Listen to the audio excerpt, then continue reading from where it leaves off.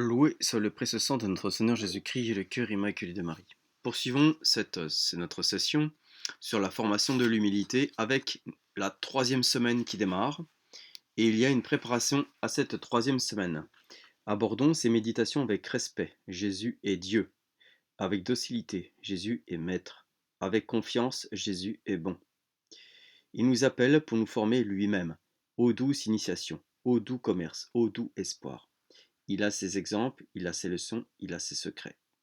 Par ces exemples, il marche devant nous pour nous montrer comment on est humble.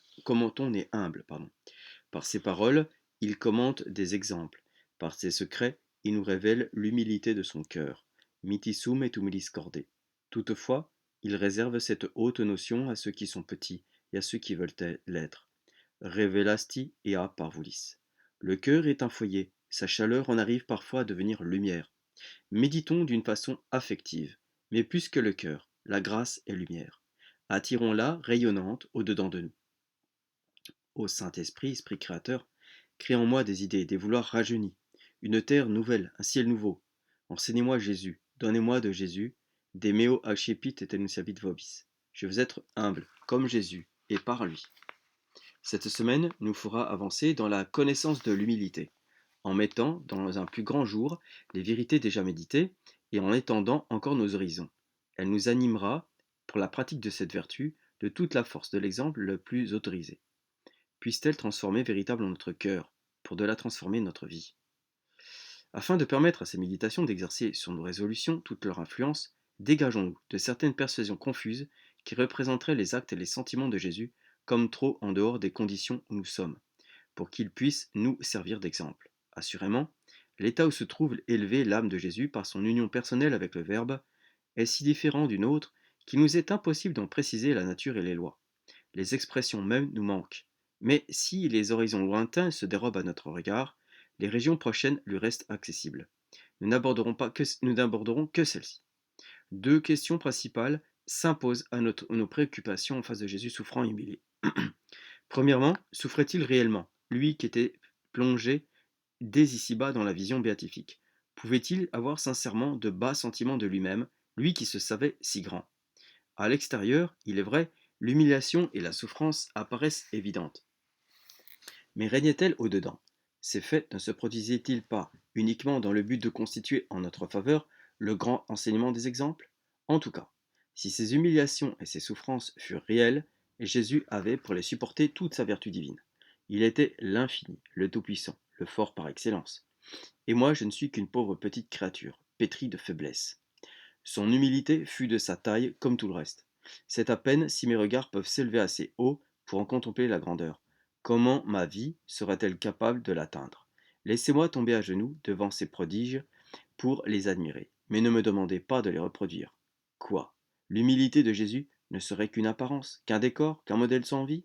Quoi? Si ces exemples sont réels, ils n'appelleraient pas mon imitation, parce qu'ils se trouveraient en dehors des conditions de ma nature? Oh non, mille fois non. L'humilité de Jésus, mon frère, n'est point une simple apparence. Elle n'est point non plus un exemple hors de ma portée, sans quoi le Dieu de vérité nous tromperait. Le Dieu juste nous entraînerait à subir douloureusement des humiliations dont il n'aurait pas souffert lui-même. Le Dieu sage nous imposerait un fardeau que seules des épaules divines sauraient porter.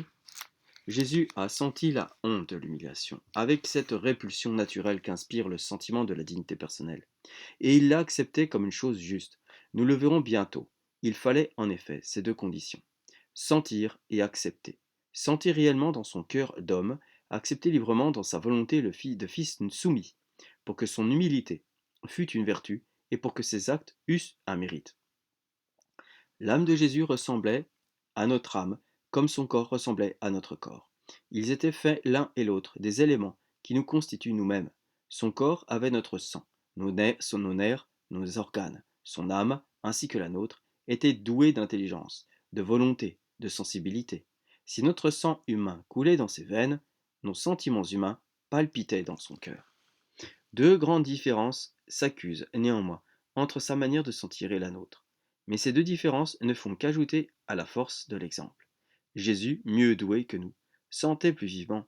Jésus, plus vertueux que nous, acceptait plus filialement. Ne sait-on pas qu'une plus grande souffrance est dans la vie ne partagent des natures d'élite. Plus hautes, elles voient de plus loin. Plus affinées, elles saisissent les moindres nuances, pardon. Plus constantes, elles sont moins capables d'oubli. Ainsi, plus il aura souffert, ce Jésus adoré, plus il aura le droit de nous donner ses actes et ses sentiments, comme de vrais exemples. Sans doute, ces exemples laisseront toujours bien loin en arrière notre traînante imitation. Et ce n'est pas seulement par la grandeur des actes qui la dépasseront, mais aussi par la perfection de l'offrande. Jésus alla au devant de la souffrance, et il l'aima. Desiderius c'est desideravi. Mais alors, où est son mérite, si rien ne lui coûte, s'il fait tout par amour? Depuis quand l'amour, qui rend tout facile, sera-t-il donc regardé comme une diminution du mérite? Donnerons-nous moins de reconnaissance à une affection très vive qui se fait un bonheur de penser nos blessures et ou de nous sacrifier ses joies?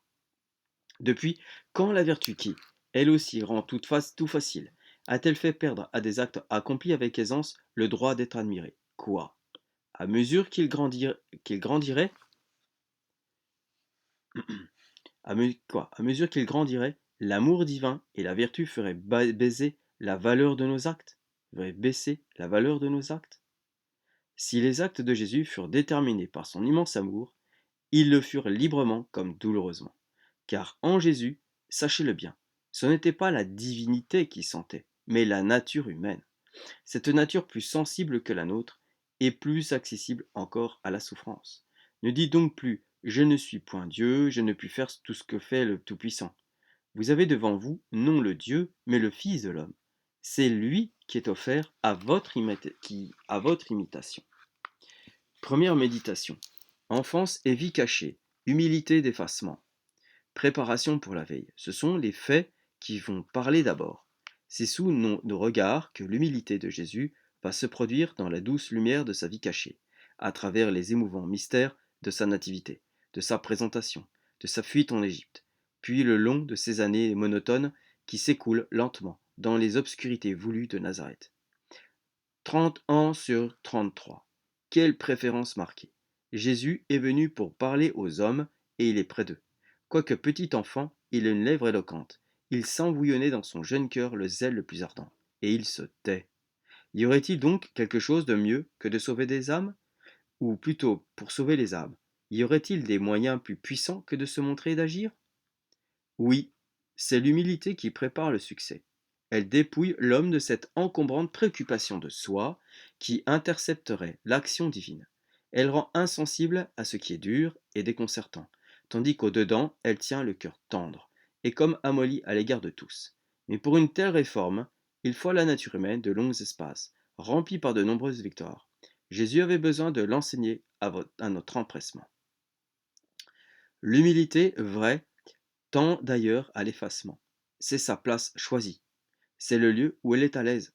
Elle s'y porte de toute sa force, quand rien ne s'y oppose. Et elle y demeure tant que la voix de Dieu ne l'appelle pas à s'en sortir. Amanechiri aimait à être inconnu. Et puis cette retraite sacrée, pleine de silence, n'est-elle pas comme un sanctuaire où Dieu se révèle et se donne plus intimement? Comment ne pas lui accorder ses préférences quand on a le cœur plein d'amour? Demain, nous parcourrons avec tendresse les textes sacrés qui nous racontent cette période toute imprégnée de douce humilité. C'est calme, c'est touchant, c'est délicieux. Ô Marie, ô Joseph, ô ange heureux et seul témoin de ces anéantissements, prêtez-moi vos yeux et vos cœurs pour que je contemple Jésus humble. Note de bas de page, la tendance à l'effacement n'est-elle pas contraire au développement des grands caractères? La tendance à l'effacement n'est-elle pas contraire au développement des grands caractères et par suite à l'intérêt public? Ce serait vrai si l'ambition était le seul mobile capable de former de grands caractères et d'inspirer de grandes actions. Heureusement, la vertu chrétienne trouve dans son amour pour la gloire de Dieu un mobile à la fois plus puissant et plus noble. Lisez, par exemple, la vie des fondateurs d'ordres religieux. Cette vérité est d'ailleurs mise en lumière dans la 5e semaine. Nous arrivons donc à la méditation. Premier prélude. Se représenter le contraste du ciel immense et rayonnant où règne le Verbe, en face de ce pauvre coin de terre froide, où descend le Sauveur. Entrevoir en haut les splendeurs incréées, contempler en bas l'humilité d'une table abandonnée. Deuxième prélude. Demander la grâce de sentir vivement l'amour de Jésus, pour tout ce qui tient et tout ce qui tient effacé, de comprendre qu'un tel abaissement, qui n'était point nécessaire, devait être surtout ma leçon. Premièrement, et verbum caro factum est. Comparons les deux termes, le verbe, lumineuse image du Père, et la chair, poussière animée, la chair infime de l'homme. Ils se rapprochent jusqu'à s'unir. Ce mot factum est ne semble-t-il pas emprisonner, cacher le verbe dans la chair, et comme il l'y anéantir, ex inanevit se metipsum. Ce premier acte appartient à Dieu seul, ceux qui vont suivre appartiendront à l'homme-dieu. Et dictum à Cesare, le voilà, dès avant sa naissance soumis à un maître. Il subit ses exigences, César aura un sujet de plus, et Jésus n'aura ni demeure, ni berceau. Il l'a voulu, il l'a choisi. Non erat eis locus in diversorio. C'est chose toute naturelle. Ils étaient pauvres, ils furent rebutés. Reclinavit eum in praesepio. L'auge, où mangent les animaux, devient son berceau. Une poignée de paille soutient et entoure son petit corps si tendre. Doux enfant endormi dans la crèche, vous semblez reposer dans l'humilité. Pastores errant in regione illa. Des pâtres, de pauvres gens, voilà ceux qui l'honorent de sa première audience. Il les préfère parce qu'il est humble. Et hoc vobis signum. Le signe qui révélera le Dieu sauveur, c'est la petitesse. In vegnetis infantem. Un petit être sans parole et sans regard. In praesepio. Comme un faible agneau dans son nid de paille. Les bergers l'adorent et s'en retournent. Jésus reste ignoré. Est-ce par ordre de Dieu que les bergers ne parlent pas? Est-ce par simple permission? Peut-être parlèrent-ils. Mais alors ils ne furent pas point écoutés. C'étaient de trop petites gens. Jésus ne quitte l'étable que pour aller dans une pauvre maison voisine. Les anges l'ont proclamé le Messie, mais ils n'ont point écarté les voiles dont le couvre l'humilité. Deuxièmement, postquem impleti sunt dies purgationis. 40 jours sont écoulés. Ils vont à Jérusalem, ils sont seuls, nul ne s'occupe d'eux. Au temple, cependant, des prophètes les accueillent. Siméon, vénéré du peuple, le déclare la lumière des nations, et Anne parle de lui à ceux qui attendaient le Rédempteur d'Israël. C'est l'éclat d'un instant, et le voile de l'humilité se referme aussitôt sur lui. Et quand les mages viennent le chercher à Jérusalem, Jérusalem, qu'il a reçu dans son temple, ne le connaît même pas. La caravane des fils de l'Orient trouble durant un jour le repos de la cité. La science déclare que le Messie doit être né, et né à Bethléem. Bethléem est à 2 lieues de là. Et nul n'y court, nul n'y accompagne les mages. Quel prodige d'indifférence! Surge, fugge. Au milieu de la nuit, une voix retentit. Joseph, lève-toi, prends l'enfant et fuis. Voilà tout ce que Dieu veut faire pour son Fils. Songeons aux ressources de la toute-puissance et admirons en Jésus la volonté bien arrêtée de n'être compté pour rien. Le retour en Galilée est aussi dépendant, aussi obscur et aussi humble. Nazareth se montre à nous avec ses longues années d'oubli. Petit village perdu au milieu de la verdure, avec ses 2 ou 3 rues où ne passe jamais un étranger, dans le silence de ses maisons, qui interrompt seulement, le loin dans loin, le bruit monotone de quelques instruments de travail. Et dans ce milieu obscur, où les jours et les heures s'écoulent lentement, Jésus, Dieu, anéanti, reste ignoré de ceux qui l'emploient, de ceux qui l'entendent. Seuls Marie et Joseph sont là pour l'adorer. Mais eux non plus ne le révèlent pas.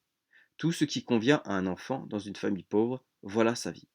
Les perspectives se déroulent à l'infini devant l'âme qui refait, par la méditation, le cadre des lieux, le détail de chaque journée. Elle voit ce qui se passe, elle entend ce qui se dit, elle contemple comment tous ces actes sans éclat créent sur la terre la véritable humilité. Ô Jésus, votre volonté de l'anéantissement est d'une évidence et d'une persistance qui impressionne ma raison et mon cœur. Ô Jésus, voix, vérité et vie, ayez pitié de mon orgueil qui m'égare et me tourmente. Habitez-moi à vous aimer assez pour l'oubli des créatures, pour que l'oubli des créatures ne me soit point amer. Habitez-moi à vous aimer assez pour que l'oubli des créatures ne me soit point amer. Enseignez-moi à m'effacer pour que j'attire vos regards. Défendez-moi contre le désir empressé d'agir et de réussir. Vous prolongez durant 30 ans ce long enseignement pour m'apprendre à en garder l'esprit, non par occasion et de temps en temps, mais tous les jours de ma vie. Que trouviez-vous donc de si audacieux, de si délicieux, pardon. Que trouvez-vous donc de si délicieux, au fond de l'oubli, pour n'en vouloir point sortir? Vous y trouviez l'infini, car l'ombre le fait rayonner, et le silence le fait entendre. Résolution. pour sortir de l'effacement et de la retraite, attendre que Dieu me prenne comme par la main. Et nous allons passer à Maître Lié. Sur la communion spirituelle. Que notre Seigneur Jésus-Christ habite en nous et que nous pouvons en tout temps communier spirituellement. Je ne saurais exprimer les sentiments d'estime et de respect que Dieu me donne pour le très saint sacrement de l'autel, après ce que vous m'avez enseigné, que c'est un grand trésor de porter en soi notre Seigneur Jésus-Christ, rempli de la divinité de son Père et de tous les trésors de la sagesse et de sa science divine. Cela est bien vrai. C'est pourquoi saint Paul dit que nous portons ce trésor dans des vases d'argile. C'est là cette charité excessive par laquelle, comme dit le même apôtre, Dieu a voulu nous montrer l'abondance des richesses de sa grâce, et nous donnant son Fils, qui est le caractère de sa substance, la splendeur de sa gloire, et de sa beauté, pour être cette hostie admirable de louange, la source de la vie divine et de tout le mérite de l'Église. Ce qui doit encore augmenter votre amour envers Dieu, c'est qu'il nous a donné son Fils pour habiter en nous, non seulement dans le temps que nous communions à son corps et à son sang, mais encore dans tous les moments de notre vie. Que dites-vous là? Notre Seigneur habite-t-il en nous autrement que par la très sainte communion? Oui. Et c'est ici la troisième difficulté dont je vous ai parlé. Elle regarde la prière. Et l'explication que je vais vous en donner servira de fondement pour appuyer ce que j'ai à vous dire de l'oraison. Que notre Seigneur habite en nous autrement que par la sainte communion, ce n'est pas moi qui vous le dis, c'est saint Paul, par ses paroles. Christum habitere per fitam cordibus vestris. Éphésiens 3,47. Jésus-Christ habite en nos âmes et il y opère la vie divine, qui est toute comprise sous le nom de foi. Il n'habite pas seulement en nous comme verbe, par son immensité, mais pour y faire les actions naturelles, pour nous y donner la vie humaine, mais il habite aussi en nous comme Christ, par sa grâce, pour nous rendre participants de son onction et de sa vie divine. Mais puisque nous portons toujours Jésus-Christ en nous, et que nous pouvons aussi souvent communier à sa grâce, il ne serait donc pas besoin de nous approcher du Saint-Sacrement de l'autel? Non. Quoique notre Seigneur soit en nos cœurs, pour y répandre à tout moment les grâces de sa vie divine, cela ne doit pas nous empêcher d'approcher du Saint-Sacrement, car ce symbole divin nous donne les grâces spéciales et plus abondantes que celles que nous recevons hors de là, par la seule communion spirituelle. Les grâces qui se donnent par le sacrement se donnent selon la mesure de la grande charité de Dieu, dont les trésors sont infinis. Mais ce que nous attirons en nous par l'oraison et par les soupirs de notre cœur, nous est donné à proportion de la mortification du vieil homme et de la fidélité que nous avons à renoncer à nous-mêmes et à toutes les recherches secrètes de la nature. Cela dépend encore des sentiments de foi, de charité, d'humilité et d'autres dispositions particulières. D'ailleurs, comme l'infidélité de la créature y est souvent mêlée, les communications de Jésus-Christ et les communions à sa vie intérieure sont aussi fort rares et fort faibles. La créature gâte tout et empêche les plus grands desseins de Dieu sur nous. Que je souhaiterais que les chrétiens connussent leur bonheur, puisqu'ils ont en eux le trésor précieux de Jésus, dans lequel et avec lequel ils peuvent opérer tant de choses à la gloire de Dieu. Faisons donc une continuelle attention à cette grande vérité, que Jésus-Christ est en nous pour nous sanctifier, et en nous-mêmes et en nos œuvres, et pour remplir de lui toutes nos facultés. Il veut être la lumière de nos esprits, la ferveur de nos cœurs, la force et la vertu de toutes nos puissances, afin qu'en lui nous puissions connaître, aimer et accomplir les volontés de Dieu, son Père, agir pour son bon honneur et endurer toutes choses pour sa gloire. Fin de cette session. Gloria natissimis Deo et intera pax hominibus bone voluntatis.